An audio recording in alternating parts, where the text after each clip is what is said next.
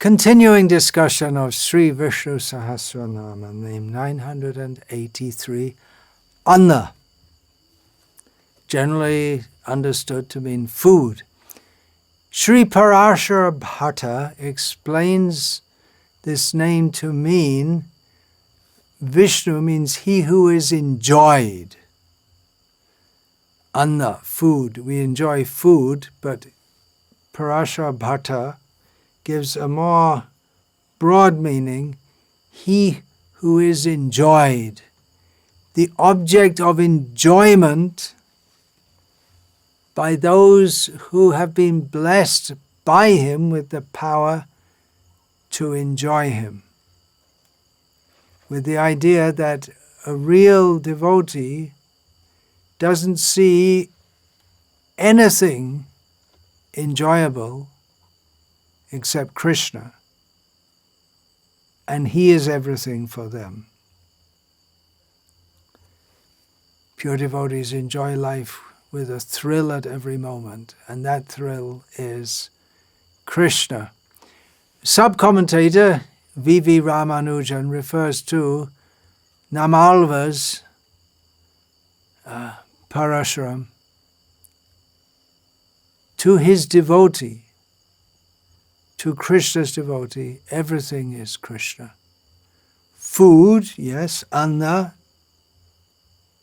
We have an appetite, we feel hungry, we eat, we see this is Krishna.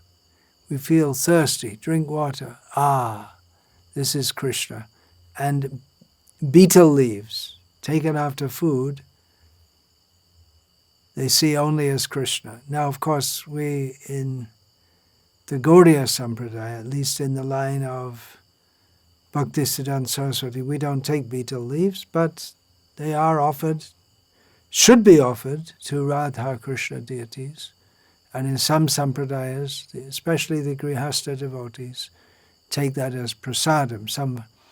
So for the devotee, continuing this quote from the Pasaram of Namalva, his name, glorification of his qualities, thinking of him, even better than satisfying the hunger and thirst and seeing the food and water as Krishna, is that the devotee finds food, satisfaction, enjoyment in glorifying Krishna and thinking of him. And then they don't feel hunger and thirst. This is their food. Krishna consciousness is food enough for the pure devotees. We can see how advanced we are if we're at that level. All this talk about enjoying food, enjoying Krishna, enjoying anything, the impersonalists will be horrified. Why are you talking about enjoying? You're supposed, well, what's this? You're wearing saffron cloth and you're talking about enjoying? For the impersonalist, the whole idea of enjoying anything is anathema. Srila Prabhupada writes in his Gita commentary, Bhagavad Gita as it is, chapter 2, text 63, discussing how the spirit of enjoyment, trying to enjoy anything in this material world, it's dangerous for the transcendentalist. So Srila Prabhupada writes that for an impersonalist, the Lord or the Absolute, being impersonal, cannot eat. They have the idea that the Supreme cannot eat because that's enjoyment, and there's no enjoyment in the Supreme. That's their idea. Prabhupada continues. Whereas an impersonalist tries to avoid good eatables, a devotee knows that Krishna is the supreme enjoyer and that he eats all that is offered to him in devotion. So, after offering good eatables to the Lord, the devotee takes the remnants called prasadam. Thus everything becomes spiritualized and there is no danger of a downfall. No danger of a downfall. If we take Krishna prasada, of course Srila Prabhupada writes elsewhere that if one does take prasad in a spirit of enjoyment and thus overeats, that will lead to downfall. But the general principle is, the idea is that we should offer good food to Krishna. And then we take prasad. Again, Sharira Vidyajal Dharendriyate Kal Jibe Fale Vishaya Sagare. This is the means to conquer over the rapacious tongue. Food.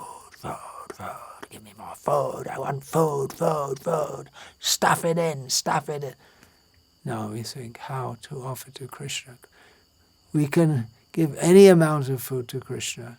And it's not a question of him stuffing it in. He can eat everything. He does eat everything. He eats the whole world. We'll get back to that. Srila Prabhupada writes in his purport to Canto 3, Chapter 21, Text 13 of the Bhagavatam, that the power to taste when one enjoys by eating prasad is perfected. So we have these senses, and the impersonalist idea is to just close down all the senses. But Krishna consciousness means to engage the senses in the service of the master of the senses. Rishikena Rishikesha Sevanang Bhakti Ruchate. To engage the senses in the service of the master of the senses is called bhakti. Sevan mukhe hi jivado swayameva spuratyada. Atashri Krishna namadi na bhaved grahim ndiyai.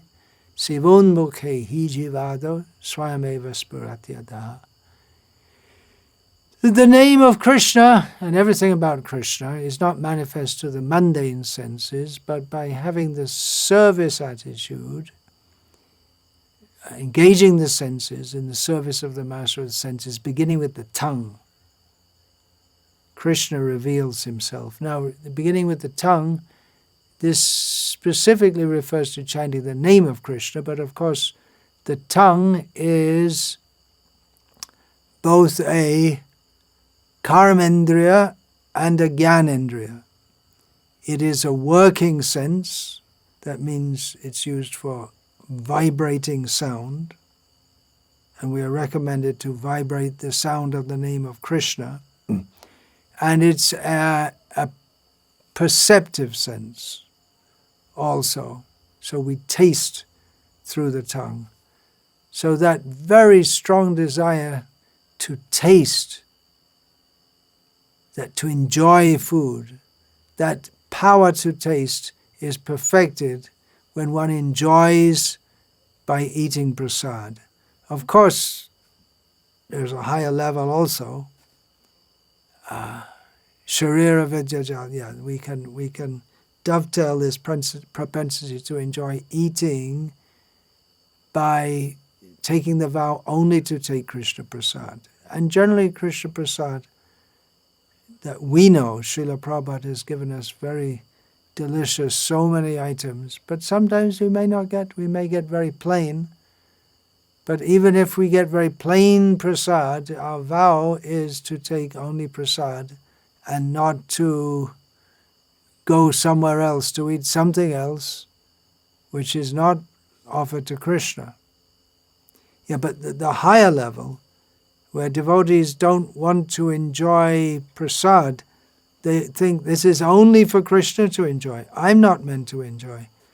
We see this in the character of Madhavendra Puri.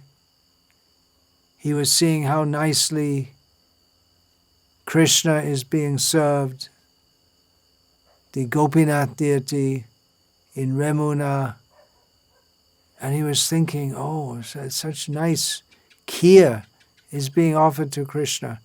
If I could just taste a little, I could understand how to make it. I could get some idea how to make it. Then when I get back to Vraja, to Govardhan, then we'll offer that also to our Gopal there. Then immediately Madhavendra caught himself and thought, what am I thinking? Oh, this isn't good. I'm desiring to taste that food. It's only meant for Krishna's enjoyment. And you know the story, how it unfolded. And Krishna gave him some of that kheer so he could get the idea. Raghunath Das Goswami would take so little, practically was not eating. He came to the point when he was living in Puri, he came to the point of eating the rice prasad which had been discarded, and even the cows wouldn't eat it because some smell was coming. He would take that. Then when he was in Vrindavan, he would take maybe a little butter or buttermilk, just a little bit just little, once every 2 days or so. And then he would chastise himself that now I'm engaging in sense gratification. Such a mood, thinking that everything is for Krishna, only for his enjoyment. Here's another somewhat amusing anecdote from the life of Srila Gaura Kishora Das Babaji Maharaj, who was Sakshad Vairagya Murti. He was directly the manifestation of Vairagya, or non-attachment to anything in this world. So once on the day of Sanatana Goswami's disappearance, he announced to the devotees that today we're going to have a great festival to honor the passing of Sanatana Goswami. And his servant Bihari said, but Maharaj, Babaji, we don't have anything. You're totally renounced. You don't have anything. Where are you going to get everything needed for a festival? And Babaji Maharaj said, we'll have a festival. We don't need to bring anything. We'll fast all day and chant Hare Krishna. That was his idea of a festival. Chant the holy name of Krishna. Your food will be Krishna.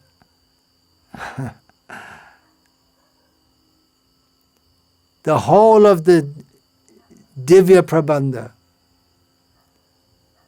is seen by devotees, our revered counterparts in the Sri Vaishnava Sampradaya. They see the whole Diva Prabandha as Annam, means the different Auravas enjoying Bhagavan. This concept is very strong in the Sri Vaishnava Sampradaya.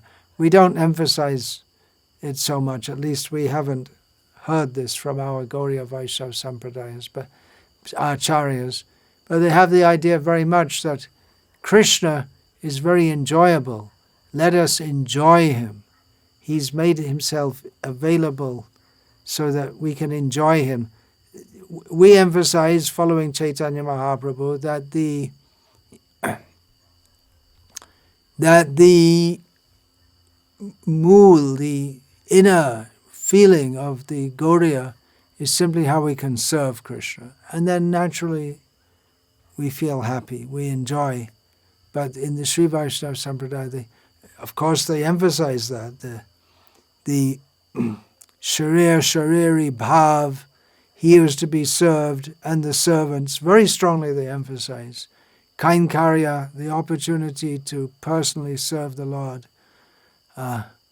But they very much see the Diva Prabandha as anna, food, or descriptions by the great devotees of the Lord, how they're relishing him. An example from Namalava again. Oh my Lord, you are brilliant like a dark ocean. You are the first cause of all the universes. It is your nature to remove the defects in the likes of me. When I think of you and the beauty of your reclining in the milk ocean, I'm such a deep experience that my legs can't hold me up anymore. My mind is unable to comprehend your beauty. and my eyes similarly experience.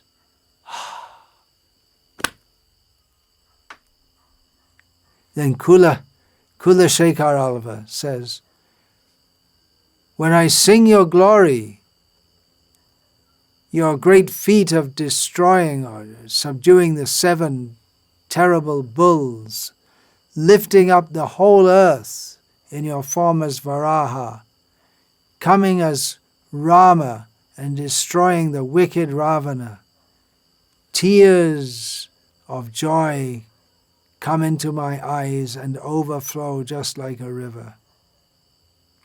Shankaracharya explains the name Annam, Adyate iti Annam. That which is consumed by all beings is Anna. Since he is the sustaining power present in all food, consumed by all beings, he is called Annam. So what is it about food? What's the big thing about food? Food means it's something which sustains our life. That's the ability of food to sustain us. That sustaining ability, Shankara explains, that is Vishnu. Otherwise, we can scientifically analyze, you eat the food, you eat some rice, Anna, and it has so much carbohydrate, so much protein, so much minerals, and that sustains the body. You can analyze scientifically, but how does it all work? That is Vishnu. Another meaning Shankara gives, that one who eats, specifically he says, he who consumes everything at the time of universal destruction, pralayam.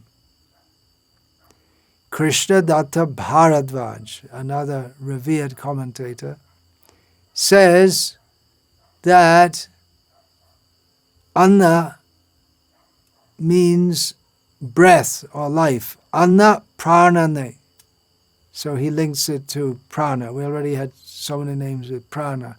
And he gives the explanation that by giving the devotees his darshan, showing himself to the devotees, he sustains their life, therefore he is Anna. So he comes to the same point, but that devotees are sustained by the Lord, who is therefore called Anna. They come to it in a different linguistic way, but come to the same point. Baladev Vidyabhushan says that by his, Vishnu's, Sankalpa Shakti, by the power of his desire and determination, he himself becomes that enjoyable substance, Anna, such as the divine taste and fragrance that exists in the spiritual sky, which is attained by sacrifice. Remember, this Anna is very much linked with all the 12 names we just had about sacrifice, yagya. Therefore, he is called Anna. So there we have it. Anna, food, is the basis of life. Life is sustained by the consumption of life. Yeah, we eat food. What is that? Food means jivo jivasya jivanam. It is the inherent principle of nature or life in this material world that one living being eats another living being. With the life is sustained like that, the physical life.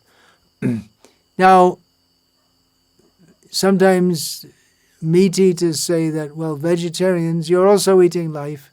But actually, if we eat rice or wheat, that rice or wheat is harvested and eaten after the death of the grain. That means when the wheat becomes yellow, that means it's no longer growing, it's no longer living. The jiva has left. So that we take but it was living. You just can't start eating earth, dirt. You can't digest that. It should be some living thing. Similarly, fruit we take from the tree, it doesn't destroy the tree. We take milk from the cow, it doesn't kill the cow. But it's from a living being. We have to take food, comes from living being. Living beings take living beings. Consumption of life, in many cases, involves destruction of life.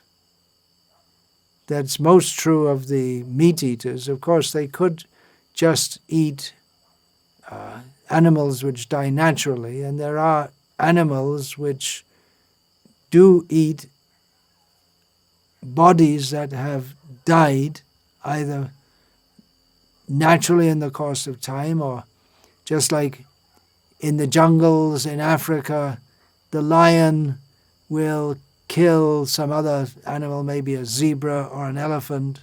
They eat some, and then the hyena comes and eats. So like that, there are animals like hyenas, jackals, vultures. They don't kill themselves, any other living being, but they take the food which is left over, the leftover killing by others. And vegetarian also, if we're going to eat spinach, we can just take the leaves, or we can cut it so it grows again. There are different kinds of spinach, but some kind of harm is done. So the very principle of living in this world means to take something else which is living. Even I say we take wheat or rice, but even to grow that, it's already the jiva has left the body of the rice plant from which we harvest the rice. But then to do agriculture, you also have to plow the field, which involves killing some animals, even walking in the field, some tiny little insects. So it's the law of this. Sustenance of life is the highest principle. When Srila Prabhupada was asked, one question came up. This is in the 1970s. In the Andes Mountains, there was a plane crash. And it was very cold. Several of the people were killed. Several survived. And among the survivors, the question came up because they were stranded for several days in the freezing cold in the mountains, nothing to eat. And among them, the question came up, well, if we're going to live, the only way we can have any hope of living is to eat from the dead bodies of those who died with us. And some agreed to that and some didn't. And those that did, they survived and they were eventually rescued. And then a whole question came up, was it moral for those people to have eaten a human body? When Srila Prabhupada was asked about this, the question was put to him by his disciples. He said yes, because sustenance of life, of human life especially, is the highest principle. Of course, the human life should then be used for developing God consciousness. So sustenance of life is the highest principle, which requires Annam, Vishnu, food. But then harming any living being is against that principle. So how do we balance the principle of consumption and the principle of sustenance? Then we come to sacrifice. By offering to Krishna, everything becomes purified. In sacrifices, often animals are offered. Annamai kosha. The body is called the Annamaya Kosha. It is the covering of the jiva, the upadhi, the designation, the sheath. Kosha literally means sheath. So the body is called Annamaya Kosha, or it can be considered a level of consciousness in which one thinks only in terms of food. So the body which is maintained by food, that is required, but then the body is meant for developing higher consciousness, God consciousness, Krishna consciousness. But consumption of food means impinging on another's life. So therefore there is ritual purification within religion for purifying eating. So only that consumption which is done with the sense of sacrifice, with the idea that we are offering to Krishna to purify, and we're maintaining the body for developing dharma, only that is within the scope of dharma. Otherwise we become sinful. Yagyashishtasena santa muchante sarva kilbishai bhunjate te tvagang papa ye pachanti atma karanat. Unless we offer food in sacrifice and take that as food, if we take anything else, if we cook simply for the pleasure of our tongue or the sustenance of our life without offering it in sacrifice, it becomes sinful. But offered in sacrifice, that purifies our consciousness. Now, most of the offerings in a sacrifice are edible. Generally, it's edible things. Food for the Devotees is offered, and they in turn bring prosperity to man.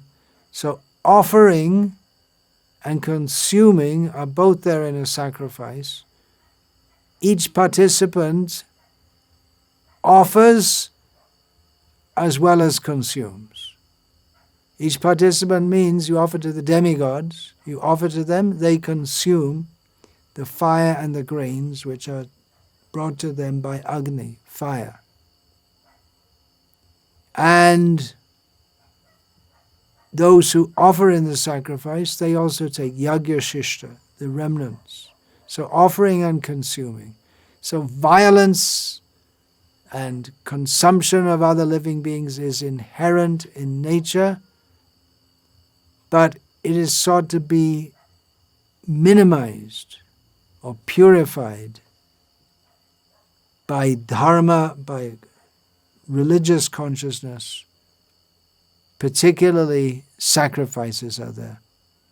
So eating, anna, when it's performed as a sacred ritual, there are two aspects: offering, consecrating, purifying, and then consuming. By taking food, we also take the consciousness of the cook, and we also have to take we take a karmic result of the jiva whose body we are consuming. But if the food is first offered to Krishna, then he purifies. He cleans away the karmic reactions. So this understanding of the word anna is a very deep understanding. By offering to Krishna, we get prasad, which is we offer to Krishna, he gives back to us. We take prasad with the understanding that this is given by Krishna, this is purified by Krishna. And in the Smriti Shastra, which are the practical guidelines for how to execute dharma in this world, so there are guidelines on how we have to offer food, how we have to consume it, what kind of food is to be taken, and there are many, many factors. I was saying, food is a huge part of Vedic culture.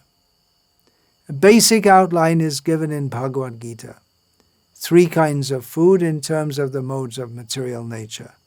Ayu sattva balarogya sukha priti vivardanaha rasya snigdha sthira hridya ahara sattvika priyaha. Foods dear to those in the mode of goodness increase the duration of life, purify one's existence, and give strength, health, happiness, and satisfaction. Such foods are juicy, fatty, wholesome, and pleasing to the heart. Then, Katvamla lavanat yushna tikshna ruksha vidahinaha ahara rajasasyeshta dukkha shokamaya pradaha. Foods that are too bitter, too sour, salty, hot temperature-wise, pungent, hot, spicy, dry, and burning are dear to those in the mode of passion. Such foods cause distress, misery, and disease. Yatayamam gatarasang puti paryushitang chayat uchishtam apichamedhyam bhojanam tamasa priyam. Food prepared more than 3 hours before being eaten, food that is tasteless, decomposed, and putrid, rotten, and food consisting of remnants. Remnants means here remnants of ordinary people. We should take the remnants of Vishnu's food. Wives should take the remnants of their husband's food. Disciples should take the remnants of the Guru's food. But to take just some leftovers, which any ordinary person has taken, that remnants and untouchable things like meat and garlic and onions, such food is dear to those in the mode of darkness. Then, general rule, Anna has to be distributed in yagyas. This is also mentioned in Bhagavad Gita. Vidihinam asrishtanam, here we have the word annam. Vidihinam asrishtanam, mantrahinam adakshinam, shraddha virahitang yagyang, tamasang parichakshate. Any sacrifice performed without regard for the directions of Scripture, without distribution of anna, prasadam, spiritual food, without chanting of Vedic hymns and remunerations to the priests, and without faith, is considered to be in the mode of ignorance. So these are general details, and there are many, many details about who should eat what and how they should eat it, given in the Smriti Shastra, considering the varna of the person and the jati of the person. Generally, Brahmins should be vegetarians, generally, not always. There are cases in Shastra of non-vegetarian Brahmanas also. And even there are specific vegetables. Garlic and onions, they're vegetables, but they are out. And there are others also, which traditionally in Vedic culture, Brahmanas don't eat. And it'll be different in different parts of India also. And then, according to the kind of rules one is following, during Chaturmas, there will be more rules, which means less kinds of food can be eaten. If one is initiated into performing a yajna, then during that period until the yajna is finished, the yajaman, he is initiated for the yajna, the sponsor of the sacrifice, and then he has to sleep on the floor, very restricted in his eating, and so on. And then, according to the devata being worshipped, because each devata is propitiated with a particular kind of food, different devas like different foods. So, depending on who you're offering to. There is a widespread misconception that it's all right to offer to Kali and eat meat, and that's also allowed in Shastra, but it should be understood that Kali, being the wife of Shiva, who's a Vaishnava, is vegetarian, because he's a Vaishnava and vegetarian, therefore she only takes his remnants, so she's vegetarian. So the meat that is offered to Kali, and people take it as Kali Prasad, but that is actually the remnants of the food which is accepted not by Kali herself, but by the hobgoblins, witches, bhutas, pretas, who are associated with Kali. So it's ghosts prasadam. Then, another important point about sacrifice, how whatever good food you offer, all the things you do, if we lack internal purity, we can offer so many nice things to Krishna, but if we have no internal purity, then our whole offering of sacrifice is like offering ghee into ashes. This is stated in Narada Purana. We know the case of Duryodhana, the king. He wanted to invite Krishna, and he, no doubt, being offered food by a king, he's not going to just give you some rough rice with a little bit of garden spinach. He's going to give something very opulent. But Krishna didn't want to take, because Duryodhana's mood was not pure. So, Annamai, it's the first kosh, the first level of consciousness. Thinking of food, food, food, food. Like the baby can't think of much else except food. That's all he knows. Then we have to come to pranamai, jnanamai, vijnanamai, anandamai. These are different levels. So the first level of understanding, food. For those who are just on the level of food, they can start to appreciate God. But as is stated in the New Testament, man does not live by bread alone, but by every word that comes from the mouth of God. So, understanding God as food is good. There's a lot more to be understood.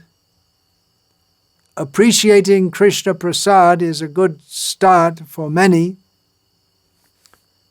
who are not interested in Krishna consciousness, but many people have started by appreciating Prasad. But still, it's good that they should know. Srila Prabhupada wanted in the restaurants, Krishna conscious restaurants, that it should be written on the wall, what is the meaning of Prasad, so that they're not just eating Prasad. That will benefit them, even if they don't know. It's a good beginning for them. But Prabhupada wanted that they should know. He even said that distributing Prasad among the general populace, especially because devotees were becoming enthusiastic to distribute Prasad to poor people. And Prabhupada said, without kirtan, along with distribution of prasad, and some speaking about Krishna consciousness, he said it's nonsense. So prasad is a good start. Anna, sayanamrita pao, nectar food given by Krishna. But we should appreciate Krishna in all respects, not just for the tongue. Vancha kalpatarubhyas chakripā sindhubhya eva cha patitānām pāvanebhyo vaishnavebhyo namo namaha.